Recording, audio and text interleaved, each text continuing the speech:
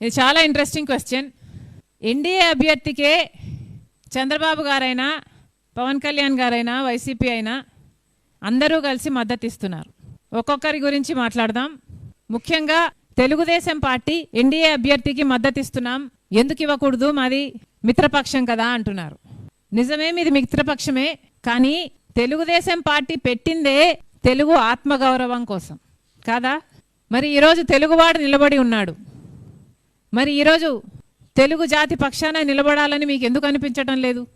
ఆ రోజు ఎన్టీఆర్ గారు పివి నరసింహారావు గారి కోసం నంద్యాల సీటు వదులుకోలేదా?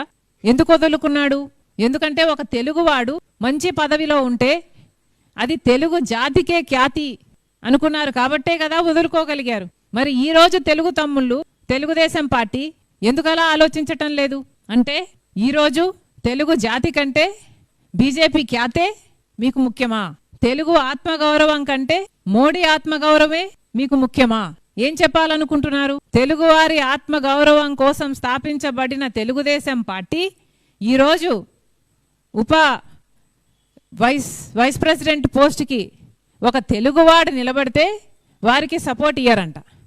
నిస్సిగ్గుగా మాది మిత్రధర్మం, మిత్రపక్షం కాబట్టి మేము ఇవ్వము అని చెప్తున్నారు. పోనీ వైసీపీని తీసుకుందాం. వైసీపీ అయినా తెలుగువాడు, మీ సామాజిక వర్గానికి చెందినవాడు, మరి ఎందుకు మీరు మద్దతు ఇవ్వటం లేదు? ఒక్క కారణమైనా చెప్పారా?